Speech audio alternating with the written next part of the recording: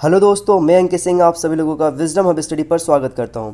दोस्तों, इस video series में हम बहुत ही महत्वपूर्ण चीज़ों को देखते हैं और ये खासकर हमारे यूपीएससी 2021 के एग्ज़ाम के लिए बहुत ज़्यादा फ़ायदेमंद है। इसमें हम करंट अफेयर के साथ साथ स्टैटिक पोर्शंस जो होते हैं उसको भी अच्छे तरीके से यहाँ पर डिस्कस करते हैं। ये वीडियो आप लोगों को प्रतिदिन सुबह 7 बजे स्ट्रीमिंग के माध्यम से मेरे YouTube channel wisdom hub study पर उपलब्ध करा दी जाती है। ये जो वीडियोज़ है आप लोगों को यूपीएससी के अलावा CDS, RRB, railway, IBPS, MPPSC, state PSC, MPPSC, CGL, इन सभी एग्ज़ाम में ये ज़्यादा हेल्पफुल करेगा। आई होप, मुझे उम्मीद है कि ये वीडियोस आप लोगों को पसंद तो आएगा, साथ में इसे आप अपने दोस्तों के साथ भी ज़रूर शेयर करिएगा।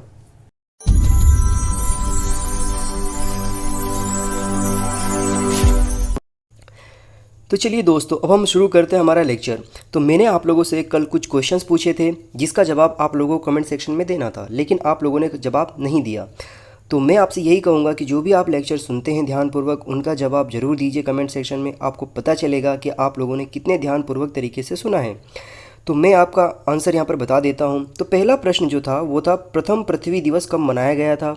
तो यह 1970 में मनाया गया था। पृथ्वी दिवस कब मनाया जाता है? तो प्रतिवर्ष 22 अप्रैल को पृथ्वी दिवस मनाया जाता है। यूनाइटेड नेशन द्वारा अंतर्राष्ट्रीय मातृ पृथ्वी दिवस मनाने की शुरुआत 2008 में की गई थी। क्लाइमेट चेंज के संबंध में पेरिस समझौता जो है 2016 में हुआ था।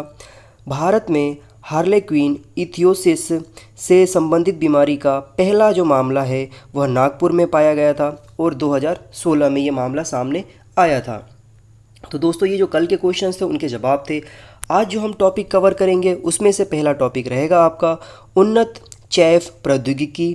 दूसरा टॉपिक रहेगा यहाँ पर CT वैल्यू, जो कि कोविड-19 के समय यूज़ की गई थी, बहुत ज़्यादा चर्चा में थी ये, तो इसके बारे में हम जानने की पूरी कोशिश करेंगे। और तीसरा टॉपिक रहेगा कृषि अवसंरचना कोष, मतलब एग्रीकल्चर इंफ्रास्ट्रक्चर फंड। तो ये 3 टॉपिक हैं जिनके बारे में हम एक एक करके समझते हैं और कोशिश करेंगे कि किस प्रकार से ये हमारे एग्ज़ाम में फ़ायदेमंद साबित होगी। तो देखिए, जो पहला है हमारा उन्नत चैफ प्रौद्योगिकी, that means advance chaff technology. ये क्या है? तो हाल ही में क्या हुआ कि रक्षा अनुसंधान एवं विकास संगठन, जिसका नाम हम इंग्लिश में जानते हैं Defence Research and Development Organisation, ने नौसैनिक पोतों को शत्रु के मिसाइल से बचाने के लिए एक उन्नत तरीके का टेक्नोलॉजी डेवलप किया है, जिसका नाम यहाँ पर दिया गया है एडवांस चैफ टेक्नोलॉजी। तो देखिए, यह जो टेक्निक है ये पूरी की पूरी आत्मनिर्भर भारत योजना के तहत बनाई गई है। मतलब इसमें पूरा का पूरा जो टेक्नोलॉजी है, साइंस है, वो पूरी की पूरी इसमें भारत द्वारा निर्मित की गई है। फिर इसके बाद अगर हम बात करते हैं यहाँ पर चैफ प्रौद्योगिकी विषय के बारे में, तो देखिए, यह एक इलेक्ट्रॉनिकी रक्षात्मक प्रौद्योगिकी है जिसका उपयोग विश्व भर में नौसैनिक पोतों को शत्रु के रडार से बचाने के लिए उपयोग किया जाता है, जो कि यहाँ पर रेडियो फ्रिक्वेंसी मिसाइलें जो आती हैं शत्रु की तरफ से, उसके मिसाइलों को किस प्रकार से बचाना है, हमारी खुद की जो देश की जो नौसैनिक नौपोत होते हैं उनको। फिर इसके बाद यह प्रौद्योगिकी को हवा में तैनात किया जाता है, जो कि अपनी तरह आ रही शत्रु के मिसाइल को भ्रम में डालकर उसको अलग जगह पर डाइल्यूट कर देता है, उसको अलग जगह पर कह सकते हैं कि विक्षेपित करने में मदद करता है। इस प्रकार की जो टेक्निक है उससे हम क्या करते हैं, दुश्मन के जो भी मिसाइल सारे उससे बच जाते हैं और हमारा जो भी संसाधन होता है, चाहे वो पोत हो या फिर नौसेना के जो भी हथियार हैं, वे सारे सुरक्षित बच जाते हैं।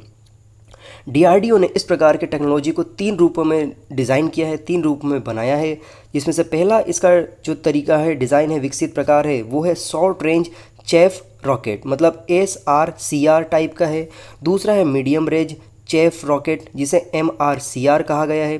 तीसरा जो है वो लॉन्ग रेंज चैफ रॉकेट है। तो इस प्रकार के 3 महत्वपूर्ण भागों में DRDO ने इसको कैटेगराइज किया है और डेवलप किया है, कम दूरी, मीडियम दूरी और अधिक दूरी के लिए। फिर यहाँ पर चैफ और फ्लेयर के बीच में क्या अंतर है, जो टेक्नोलॉजी यूज़ की जाती है नौसेना के जो पोत होते हैं उसके लिए, तो एक होता है चैफ और दूसरा होता है फ्लेयर, जो कि पहले से फ्लेयर यूज़ किया हुआ आ रहा था। तो देखिए, यह दोनों सैन्य विमानों द्वारा तैनात रक्षात्मक उपाय है। इसका उद्देश्य रडार गाइडेड या इंफ्रारेड गाइडेड एंटी एयरक्राफ्ट मिसाइलों को भ्रमित करके दूसरी दिशा में मोड़ना होता है। दोनों ही एक ही तकनीक पर काम करते हैं। चेफ कई छोटे एल्यूमिनियम या जस्टा लेपित तंतुओं से बना होता है, जो कि ट्यूब में विमान में संग्रहित होते हैं।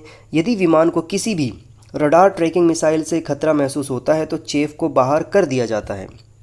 फिर फ्लेयर्स हवा से हवा में मार करने एवं एंटी मिसाइलों को विकसित और वैकल्पिक मजबूत इंफ्रारेड स्रोत प्रदान करती है, ताकि ये जो तकनीक है ये यहाँ से आने से पहले ही जो उनका मिसाइल से वो दूर चला जाए। इस प्रकार से ये कार्य करती है। तो ये पूरा का पूरा तकनीक था। अब हम बात करते हैं DRDO के बारे में। तो DRDO को हिंदी में इसका जो नाम है वो रक्षा अनुसंधान और विकास संगठन है। तो यह भारत सरकार की रक्षा मंत्रालय के अंदर एक प्रशासनिक नियंत्रण में कार्य करने वाली संस्था है, जो कि एक PSU है। फिर इसके बाद DRDO अत्याधुनिक और महत्वपूर्ण रक्षा प्रौद्योगिकियों एवं प्रणालियों में आत्मनिर्भरता की स्थिति को हासिल करने के लिए कार्य करने के लिए भारत की तरफ से एक बहुत ही सशक्त संस्था है। इसके माध्यम से तीनों जो सेनाएं होती है, आर्मी हो गई, इसके बाद आपकी नवल सेनाएं हो जाएंगी, फिर इसके बाद एयरफोर्स हो जाएंगी, तीनों सेनाओं के लिए यह रक्षा अनुसंधान के लिए शोध करती है और उनके लिए उपकरण बनाने का कार्य करती है। इसकी स्थापना की अगर हम बात करें तो 1958 में इसकी स्थापना किया गया था और उस समय यह रक्षा विज्ञान संगठन, जिसे डिफेंस साइंस ऑर्गेनाइजेशन के अंतर्गत रखा गया था, के साथ भारतीय सेना के तकनीकी विकास के लिए इसने काम करना शुरू किया था।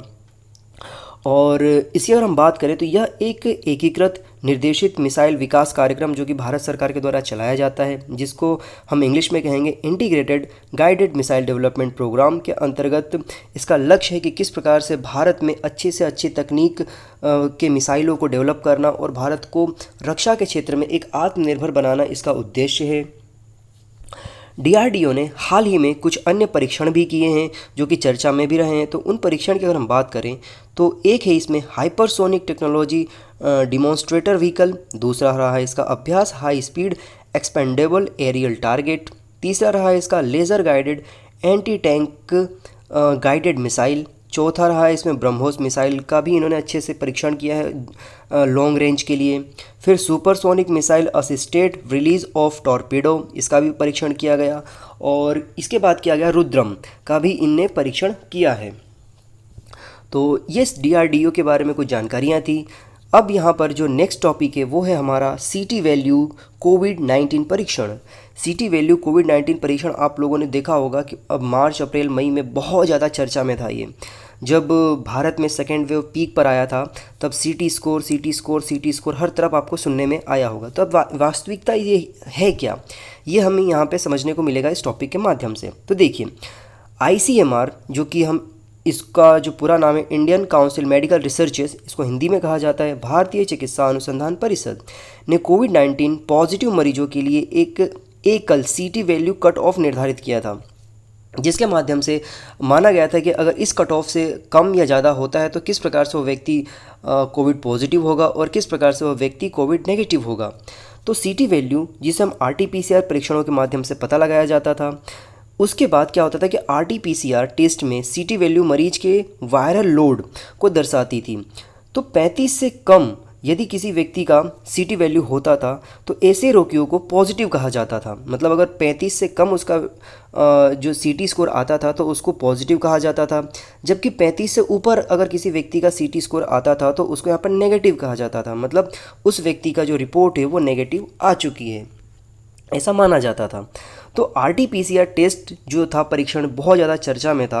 ये किस प्रकार से कार्य करता था, किस प्रकार से इसमें जो कोविड के पॉजिटिव लक्षण थे वो पकड़ाने में आते थे। तो देखिए ये क्या था, पहले बात तो इसके पूरे नाम को समझना होगा कि RT-PCR टेस्ट का पूरा नाम क्या है। तो reverse transcription polymerase chain reaction, इसका पूरा नाम मतलब बताया गया था। यदि परीक्षण सकारात्मक आता था तो स्वैब एकत्र किया जाता था और पॉलीमरेज चेन रिएक्शन किट का उपयोग करके एक राइबो न्यूक्लिक एसिड का परीक्षण किया जाता था इसमें। जब यह परिलक्षित हो जाता था तो DNA को यहाँ पे परिवर्तित कर दिया जाता था। तो जो डीऑक्सी राइबो न्यूक्लिक एसिड था उसमें यहाँ पर परिवर्तन कर दिया जाता था इस टेस्ट के माध्यम से।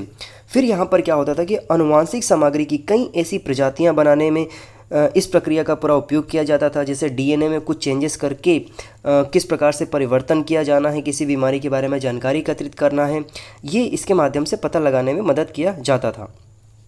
यह वायरस की उपस्थिति का पता लगाने के लिए परीक्षण में बहुत ही अत्यधिक कह सकते हैं कि यह लाभदायक एक टेस्ट था, जिसके माध्यम से बहुत ज़्यादा जो टेस्ट के परिणाम थे वो सकारात्मक आते थे इसके माध्यम से। फिर इसमें प्रवर्धन चक्रीय श्रृंखला के माध्यम से इसका टेस्टिंग किया जाता था। एक संख्या 2 में और 2 संख्या 4 में बदल जाती थी। और तो कहने का मतलब ये था कि इस टेस्ट में क्या किया जाता था कि एक साइक्लिक ऑर्डर में उसके सैंपल को लेकर के घुमाया जाता था। यदि सैंपल कम ही चक्रण में पता चल जाता था उसके अंदर वायरस का, तो यहाँ पर पता ये चलता था कि इसके वायरस के जो लक्षण हैं बहुत ज़्यादा हैं। और अगर बहुत ही कम समय में मतलब अधिक समय लेता था चक्रण पता करने में, तो उसमें ये माना जाता था कि उसके पॉजिटिविटी के चांसेस कम हैं। इस प्रकार से इसका लोड निर्धारण किया जाता था। तो सीटी वैल्यू की अगर हम बात करें यहाँ पर, तो सीटी साइक्लिक थ्रेशोल्ड का संक्षिप्त रूप था ये एक तरीके से।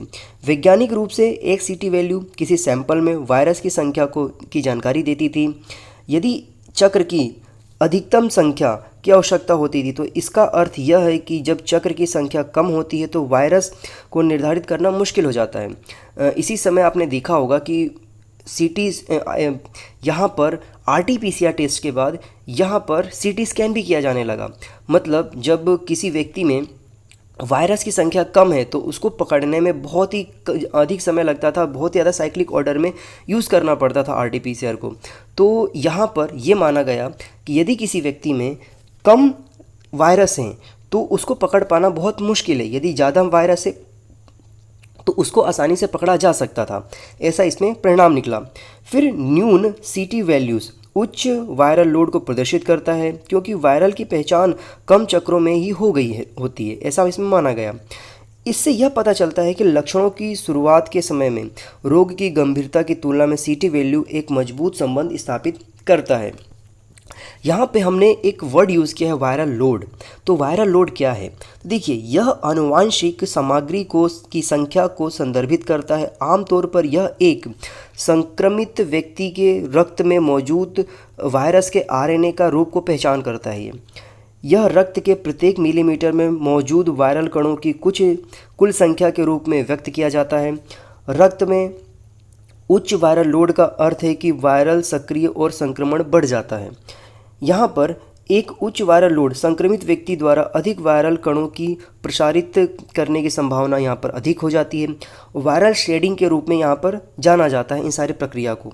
यहाँ पे एक और चीज़ बताई गई कि जब कोई व्यक्ति वायरस से संक्रमित होता है तो उसके शरीर में वायरस के जो नंबर से कई गुना बढ़ जाता है, और इसके बाद उसके छींकने से, खांसने से या किसी भी व्यक्ति के संपर्क में आने से यहाँ अब उसके जो वायरस होते हैं वो पर्यावरण में चले जाते हैं, और इसके कारण ज़्यादा संक्रमण बढ़ने के चांसेस बढ़ जाते हैं। इसी प्रक्रिया को यहाँ पर वायरल शेडिंग कहा गया। इसी को अगर आप समझना चाहेंगे तो देखेंगे कि प्रारंभ में जब कोविड-19 स्टार्ट हुआ था तो 2020 में आप देखोगे तो बोला गया था कि ये हवा में नहीं फैलता है, लेकिन परिणाम फिर बाद में ये आया कि ये हवा में भी फैलता है। तो इस प्रकार से ये जो पूरी प्रक्रिया हो गई ये एक वायरल शेडिंग कहलाई। ठीक है दोस्तों, यहाँ पर जो तीसरा टॉपिक है हमारा वो है यहाँ पर कृषि अवसंरचना कोष, that means agriculture infrastructure fund. तो ये जो फंड है इसमें अभी वर्तमान में अगर फंड के आंकड़ों की बात करें तो इसने अभी 8,000 करोड़ रुपए इसमें पार कर चुका है। मतलब इस फंड में 8,000 करोड़ रुपए डाले जा चुके हैं, और इसके माध्यम से योजना ये है कि कृषि के इंफ्रास्ट्रक्चर को किस प्रकार से बढ़ाया जाए ताकि देश में जो भी किसान हैं उन किसानों को यहाँ पर फ़ायदा हो सके। ये जो योजना है ये पूरी की पूरी केंद्र सरकार के द्वारा संचालित यह योजना है।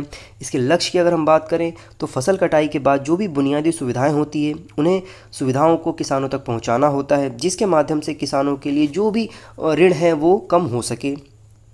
इस धनराशि का प्रयोग कौन कौन कर सकता है? तो केंद्र सरकार, राज्य सरकार और स्थानीय निकाय पर जो भी योजना है, जो भी प्रायोजित फसल है उससे संबंधित जो भी योजना बनाई जाएगी उसमें के अंदर जो भी फंड है इसका उपयोग किया जाएगा। और उसमें जो भी प्रक्रिया रहेगी जैसे कि कोल्ड स्टोरेज चेन बनाना, वेयर हाउस का निर्माण करना लोकल स्तर पर, ग्रेडिंग और पैकेजिंग यूनिट की स्थापना करना, ई ट्रेडिंग प्लेटफॉर्म को विकसित करना, ई मार्केटिंग प्लेटफॉर्म या पॉइंट्स की स्थापना करना, इन सभी को करने में जो भी फंड लगेगा वो सारे फंड इस फंड के पैसे यहाँ से लिए जाएंगे। और ये जो पैसा है पूरा आप देखेंगे जो बताया गया यहाँ पर 8,000 करोड़ रुपए, ये पूरा का पूरा 2020 से लेकर के 2019 तक इन सारे पैसे का इस्तेमाल करने के लिए रखा गया है। इसकी विशेषताएं क्या क्या हो जाएंगी, तो ये तो पहली बात तो ये कि ये सारी योजना जो आप देख रहे हैं, इन सारी प्रक्रियाओं को जब आप देख रहे हैं तो ये किस प्रकार से लाभदायक होगा। तो इस कोष से किसानों, जो किसान हैं, किसानों का जो उत्पाद संगठन है जिसे पीएसीज हैं, विपणन सहकारी समितियां हैं, स्वयं सहायता समूह हैं, संयुक्त देयता समूह हैं, इसके बाद बहुउद्देशीय सहकारी समितियां हैं, कृषि उद्यमी हैं, स्टार्टअप्स हैं, कृषि केंद्र और राज्य की एजेंसीज हैं, स्थानीय प्रायोजित सार्वजनिक निजी भागीदारी जैसे कि पीपीपी मॉडल है, पब्लिक प्राइवेट पार्टनरशिप, ये सारे के सारे जो संस्थाएं हैं, वे संस्थाएं एक प्रोजेक्ट बना करके जो भी योजना रहेगी उसको देंगे। उस प्रोजेक्ट के अप्रूवल के बाद जो भी उसमें सहायता राशि रहेगी वो प्रोवाइड कराया जा सकता है इसके माध्यम से। फिर वित्तीय सहायता की अगर हम बात करें तो बैंक और वित्तीय संस्थाओं द्वारा पात्र लाभार्थियों को ऋण के रूप में ये पैसा दिया जाएगा। तो 1,00,000 करोड़ रुपए तक प्रदान किए जा सकेंगे किसी भी संस्था व्यक्ति को, अगर वह अपनी अच्छी योजना बताता है तो। इसके बाद पूर्ण भुगतान के लिए अधिकस्त जो अवधि रहेगी वो 6 महीने रहेगी और अधिकतम 2 वर्ष हो सकती है पैसे चुकाने के लिए। इंटरेस्ट सबमिशन की अगर हम बात करें तो 2 करोड़ रुपए की सीमा तक ऋण जो होगा वो 3% होगा, प्रति वर्ष इंटरेस्ट के रूप में इसमें पे करना होगा। यह अधिकतम 7 वर्षों के लिए उपलब्ध रहेगा। फिर इसी के अंतर्गत एक और योजना संचालित की जा रही है जिसका नाम यहाँ पर CGTMSE योजना। तो यह योजना 2 करोड़ रुपए तक के ऋण के लिए यहाँ पर credit guarantee fund trust for micro and small enterprises योजना के तहत पात्र जो उधारकर्ता हैं उनके लिए क्रेडिट गारंटी कवरेज उपलब्ध कराने का ये कार्य करेगी। इसके अंतर्गत केंद्रीय क्षेत्रक योजना शामिल किए गए हैं जिसमें से ये योजनाएं केंद्र सरकार द्वारा 100% वित्त पोषित होगी। मतलब ये जो योजना है इसमें पूरा का पूरा पैसा जो है वो केंद्र सरकार के द्वारा दिया जाएगा। इसके बाद इन्हें केंद्र सरकार की मशीनरी द्वारा लागू किया जाएगा। मतलब इसको संचालित करना, इम्प्लीमेंटेशन का सारा कार्य जो होगा वह केंद्र सरकार के जो भी अधिकारी हैं उनके द्वारा किया जाएगा, मंत्रालय के द्वारा किया जाएगा। मुख्य रूप से संघ सूची के विषयों में इसे संबंधित है। जिस प्रकार से आपको पता होना चाहिए कि 3 प्रकार की सूचियां होती है संविधान में, केंद्र सूची जिसे हम संघ सूची भी कहते हैं, राज्य सूची और समवर्ती सूची। तो ये जो सूची है, ये जो विषय है, ये पूरा का पूरा केंद्र सरकार के अंतर्गत रखा गया है, मतलब संघ सूची में इसे रखा गया है। कुछ अन्य योजनाएं भी हैं जो कि केंद्र सरकार के अंतर्गत है, जैसे कि भारत नेट प्रोग्राम, नमामि गंगे, राष्ट्रीय गंगा योजना। ये सारे के सारे प्रोग्राम जो हैं ये केंद्र सरकार के अंतर्गत संचालित किए गए हैं। दोस्तों यहाँ पे जो हमने तीनों टॉपिक पढ़ा है कंप्लीट हो चुका है। इससे संबंध में कुछ प्रश्न पूछे जाएंगे आपसे, तो मुझे उम्मीद है पूरी कि आप लोग इन सभी प्रश्नों के जवाब जरूर देंगे। तो पहला प्रश्न है यहाँ पर, DRDO की स्थापना किस वर्ष की गई थी। दूसरा प्रश्न है, DRDO के वर्तमान अध्यक्ष कौन हैं। तीसरा प्रश्न है, ICMR की स्थापना किस वर्ष की गई थी। चौथा प्रश्न है यहाँ पर, RT-PCR का पूरा नाम क्या है। पांचवा प्रश्न यहाँ पर, CGTMSE योजना का पूरा नाम क्या है। दोस्तों ये 5 प्रश्न हैं, इनके जवाब आप मुझे कमेंट सेक्शन में दीजिए ताकि मुझे पता चले कि आप लोगों ने इन सारे डिस्कशन को किस प्रकार से सुना है अच्छे से, या फिर आपने थोड़ी सी लापरवाही करी है। लापरवाही किया है तो थोड़ा सा सीरियस हो जाइए, क्योंकि जितनी बार सुनेंगे आप उतनी ही बार आपको याद रहेगा। दोस्तों इस वीडियो को यदि आप फेसबुक पर देख रहे हैं, यूट्यूब पर देख रहे हैं, इंस्टाग्राम पर देख रहे हैं, जहाँ भी देख रहे हैं, आप इस वीडियो के लिंक को अपने दोस्तों के साथ वाइडली शेयर करिए। इसमें जो क्वेश्चन आपसे पूछे जाते हैं उसके जवाब दीजिए ताकि आपको पता चले कि आपने कितने केयरफुल तरीके से इस पूरे लेसन को सुना है। और इसके साथ साथ मैं आपको एक और जानकारी देना चाहता हूं कि जो हमारा पेज है इंस्टाग्राम पर विजडम हब स्टडी, उसके स्टोरीज़ में डेली में करंट अफेयर के क्वेश्चंस डालता हूं जो कि बहुत डिफ़र होते हैं। उनको जा करके आप अटेंड करिए और देखिए कि आपको कितने क्वेश्चंस आते हैं। उन सभी के लिंक मैं आप लोगों को डिस्क्रिप्शन बॉक्स में प्रोवाइड करा दूंगा ताकि आप लोगों की जो तैयारी है वो और भी अच्छे तरीके से चल सके, चेक एंड बैलेंस के तरीके से। चलिए फिर से मुलाकात होगी। Have a good day. जय हिंद, जय भारत।